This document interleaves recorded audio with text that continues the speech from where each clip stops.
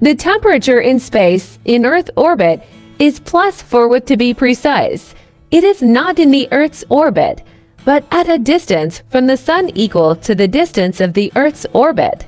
And for a completely black body, i.e., one that completely absorbs the sun's rays without reflecting anything back, it is believed that the temperature in space tends to absolute zero.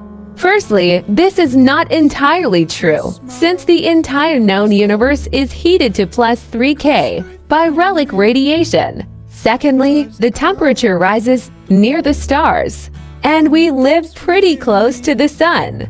Strong thermal protection is needed for spacesuits and spaceships because they enter the shadow of the Earth, and our luminary can no longer warm them up to the specified +4 C.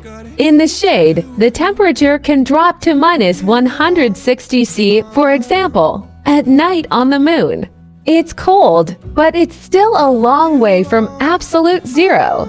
He was also influenced by the Earth's atmosphere, but in general, the graph does not show the terrible conditions that are commonly imagined in space. Leaden snow is falling in places on Venus. This is probably the most amazing fact about space that I learned not so long ago.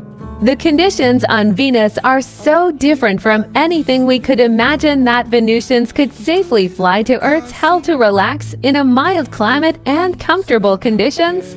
Therefore, no matter how fantastic the phrase leaden snow may seem, for Venus it is a reality.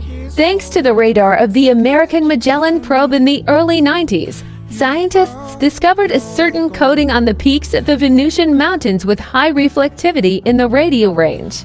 At first, several versions were assumed: the consequence of erosion, deposition of iron-containing materials, etc. Later, after several experiments on Earth, they came to the conclusion that this is the most natural metal snow, consisting of bismuth and lead sulfides. In a gaseous state, they are released into the planet's atmosphere during volcanic eruptions. Then thermodynamic conditions at an altitude of 2,600 kilometers contribute condensation of compounds and precipitation at elevations. There are 13 planets in the solar system.